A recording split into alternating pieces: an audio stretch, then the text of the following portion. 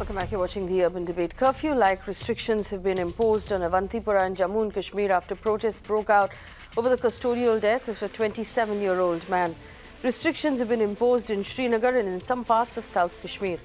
As a precautionary measure, many train services have also been suspended and schools have been shut. Internet services in some areas have also been throttled. To give you an update on the story as it's happened so far, Rizwan Pandit is school principal, one of the youngest school principals in the area, who taught chemistry to the 6th and the 7th standard, was picked up by the police in connection with a terror case. His family has said that he was tortured in custody. 2 days after he was picked up, his family was told that he was dead. The National Investigative Agency, however, has denied their involvement in the death. A magistral probe has now been ordered and the police investigation is underway. Joining me right now live from Srinagar, my colleague Fareed. Fareed, obviously, if we go piece by piece, if you just first tell us what the story of the custodial death was. When was he picked up? When was Rizwan picked up? How long was he in police custody? And what do the family know so far about which agency was interrogating him? Well, Faye, the family has absolutely no idea who was investigating this person. All they know is that he was hale and hearty when he was picked up. He had absolutely no medical condition that suggests that he would die in such circumstances. So clearly they are hinting at a foul play. Family claims that he was interrogated. Third-degree torture may have been meted out to him, and that really is the reason for his death. Now, family further say that he was picked up by the J&K police. And in fact, since they had been really going pillar to post about his whereabouts, he was then shifted to the Special Operations Group unit of the J&K police in Srinagar. And after that, the next news that they heard was that he had died in police custody.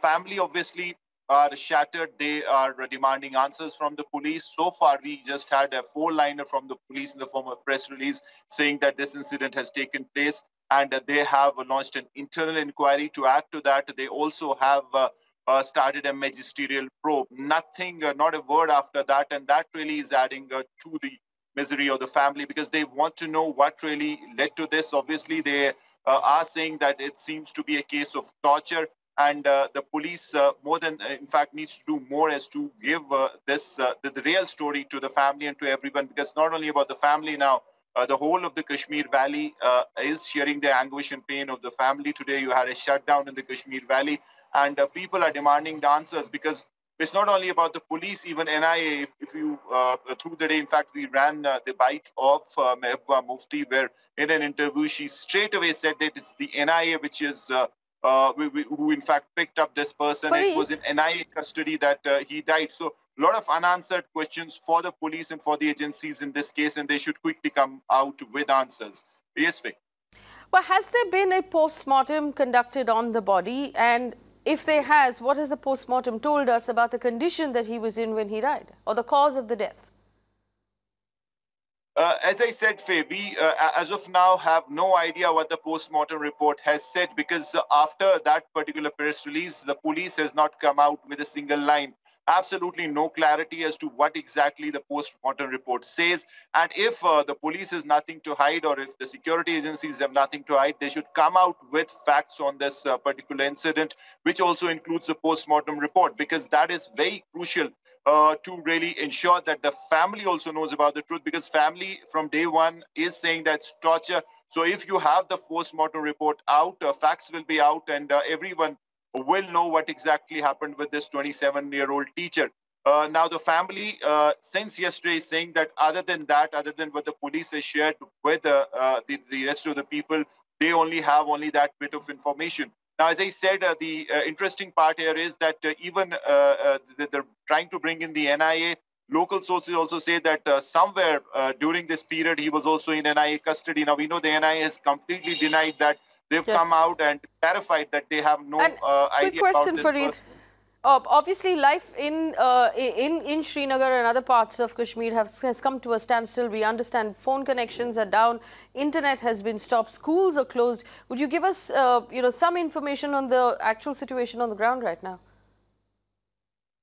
Well, Faye, the situation is tense. People are angry about this incident, and not without a reason, because this is not acceptable in a civilized society. Police is expected to do their job well, and at the same time have some internal discipline and as far as these detainees are concerned. Because if police does not take action here, then unfortunately this message may go out that even a custodial death can go unnoticed and unacted upon in the Kashmir Valley, Right. and then you could have more such instances. So clearly this incident has had a ripple effect as far as law and order is concerned. Through the day they were struggling. In fact, rain came as a savior for the authorities, because tension and protests were expected through the day. A lot of security force presence, and as you rightly said, internet speeds have been throttled, train services have been stopped, educational institutions across valley have been shut. So this is the kind of effect this incident has had. All the people need right now, family needs, is truth, facts to come out, and I don't think they're asking for the stars or the moon as far as this investigation is concerned. Police should come out with these facts. Right. Back to you. Fareed, many thanks for joining us with those updates from Srinagar. A custodial death, a young man who has died in police custody, causing a fair amount of unhappiness across the valley. On the show with me, Mr. Farooq Abdullah. Mr. Abdullah, good evening and thank you for joining us. This is the first custodial death we've had in Kashmir this year. It has been, we haven't had a case like this since 2016, in August 2016. Do you believe that this perhaps is going to set us back in terms of bringing peace to the valley? It is going to set us back. There is no doubt about it. After all, a man, young man, principal of a school, arrested by the police, killed in their custody. This is the greatest tragedy.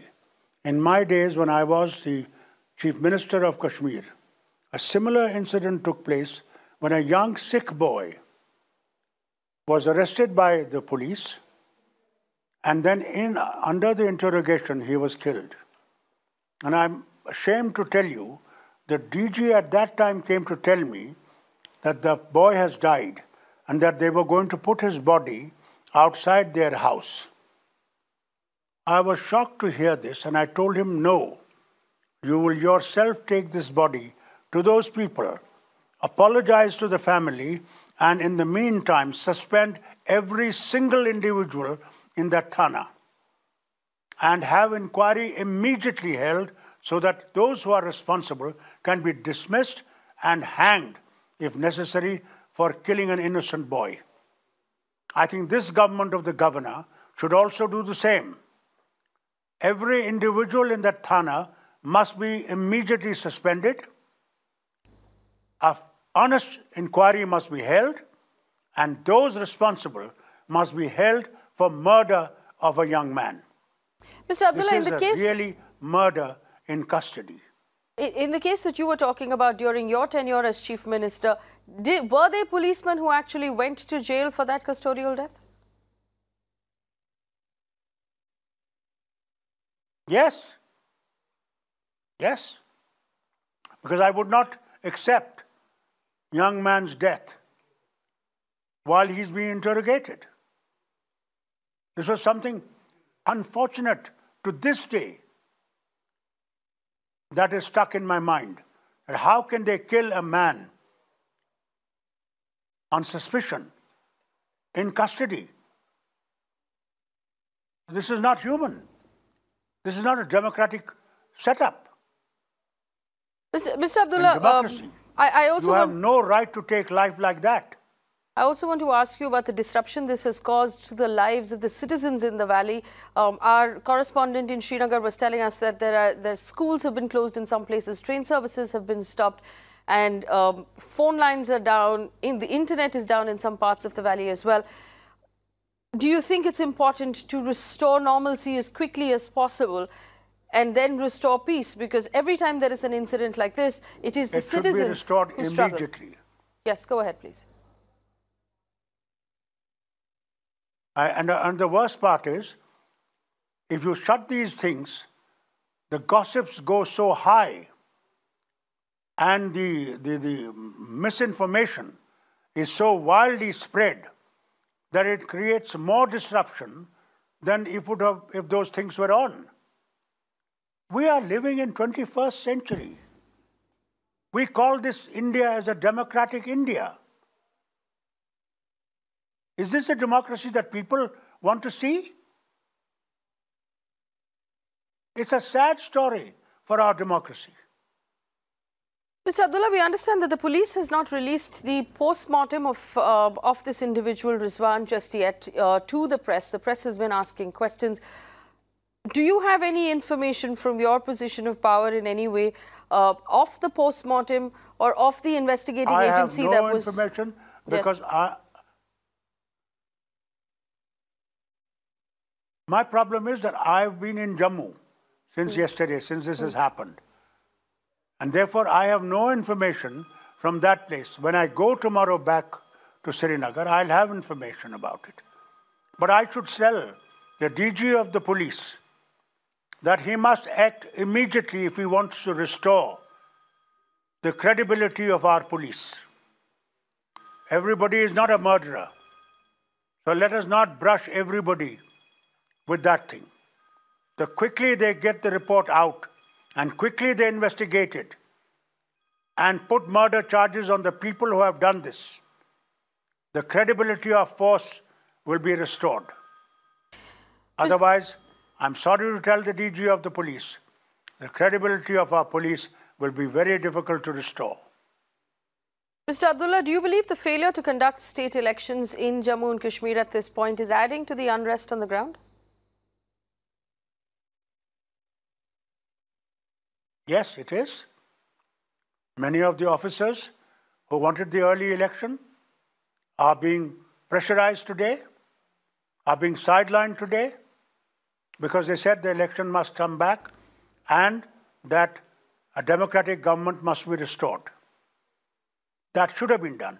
I can't understand that everything is normal to hold panchayat elections, to hold other elections, and the Prime Minister praises them, and you have a date for the parliamentary election, you need the same force,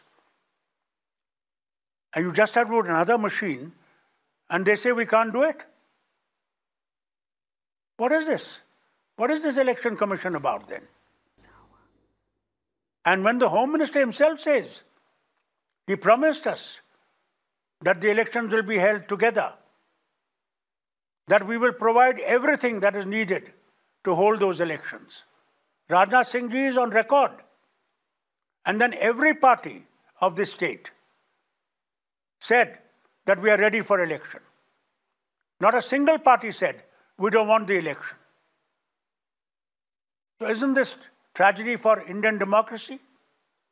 Mr. Abdullah, the government has argued and the Election Commission has argued that it would need extra security to conduct state elections in Jammu and Kashmir. But as someone who understands the state, when you put up the voting booths for the Lok Sabha elections, how is it different in any way to also have people vote for state elections and state assembly at the same time in the same booth? We told them. We made it clear to the Election Commission. The Election Commission was absolutely ready. What happened when they went to Delhi, we have no information. This is what our complaint is.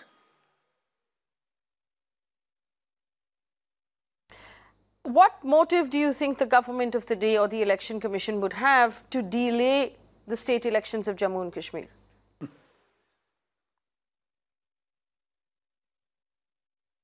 If I had that magic lamp, probably would have asked that magic lamp what was the reason.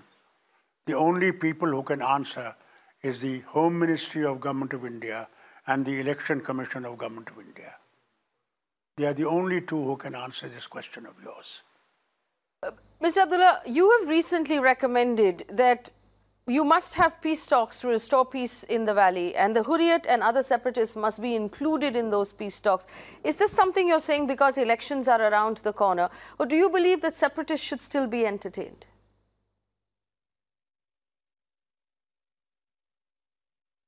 When I was Chief Minister, Advani ji was the Minister of Home Affairs. Bajpayee ji was the Prime Minister. They held meeting with the separatists. They also held meeting with the Hizbul Mujahideen people in the Chashma Shahi guest house. Unfortunately, they had all the media there, which should not have been there. And every one of them was targeted afterwards, those who were in that meet. So we always facilitated. They were thinking that Farooq Abdullah will not facilitate. I told them no, to bring peace to the state. I am ready to go as far as possible to see that you people meet them, talk to them, and see that they come into democratic fold of the nation. And they did come. I'm glad Advani ji is alive. Ask him. They had a huge meeting there. And the same thing was carried then to Delhi.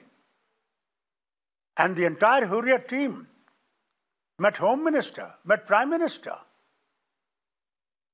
Were any of those policies successful now? that you want They're to recommend Indians. peace talks again now?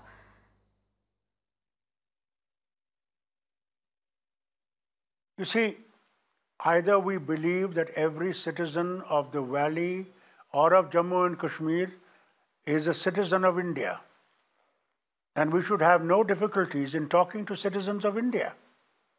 They're not citizens of any other nation. If we believe that Kashmir is a integral part of the nation, then where is the trouble?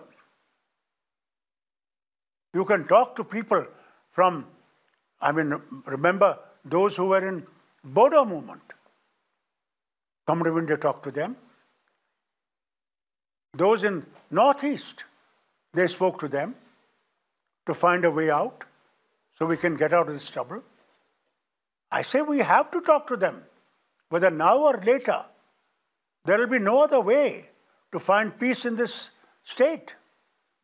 And peace in this state is vital for entire India. Mr. Abdullah, after the attack in Pulwama, the patience or the tolerance that people have across India for separatists has dropped drastically, as obviously these people are not in the mood for conversation, and India has no tolerance at all for this sort of terrorism. Do you believe that having conversations or inviting the separatists into conversations will simply just encourage them? Or is it an election ploy to seem a little more closer to the valley at this point? Nothing is going to encourage anybody. Okay. Why not? Nothing is going to encourage anything. We either talk or don't talk. If you think by hard methods, killing, suppressing, and all the other things that they are doing now is going to make any difference, to those people I would like to say the Newton's third law of motion. To every action, there is equal and opposite reaction. And the reaction is so hard that none of us who stand with the nation will be able to survive if this continues in this manner. Mr. Abdullah, did you just... People in Delhi may not be targeted, but we will be targeted. Are you suggesting that the terrorism that we have experienced in Pulwama is a reaction to government policy?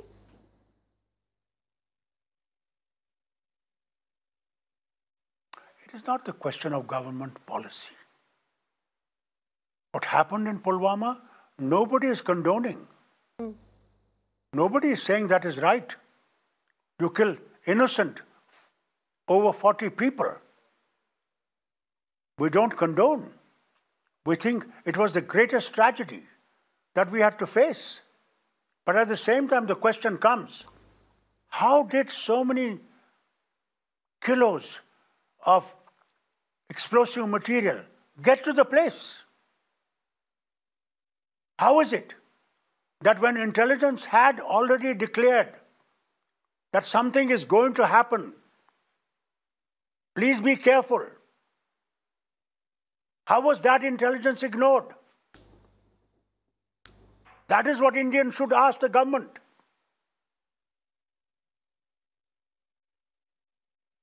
Nobody is asking. Today we think, we've had a strike. We have taught Pakistan a lesson. If we had taught Pakistan a lesson, then everyday shelling would have stopped. Killing of our soldiers and people on our side would have stopped. Has it stopped? Mr. Abdullah, have we achieved peace? Mr. Abdullah, the attack in Pulwama couldn't have possibly happened. You said yourself, how did so many kilograms of explosives make their way into the valley? It couldn't have happened without help from local sleeper cells or help from locals who were helping the terrorists. When we invite separatists back to the table for conversation, aren't we inviting people with blood on their hands? Let me tell you one thing, which you forget, which the nation forgets. That is the tragedy of it. Today, I was also chief minister. We had unified command. Unified command was meant where all intelligence were got together, and the 15th Corps General was the supreme of it, on which I was the highest seat, was the chief minister. Everything was at the bottom with the general, and all agencies were under him.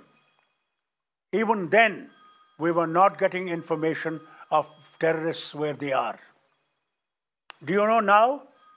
It is not your intelligence agencies that are getting report. It is the people who are giving them information in which house it is particularly those people are there. Because people are sick of terrorism. People see human beings die every day.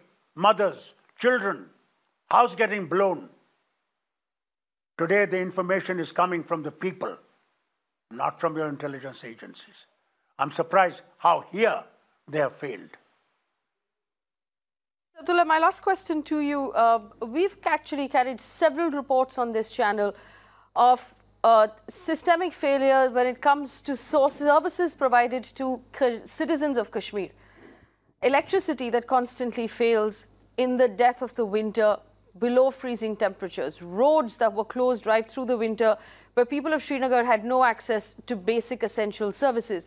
Petrol was not available at several points in the winter. We had no milk available, and there were several other basic problems. Have series of governments failed to upgrade the infrastructure in the valley?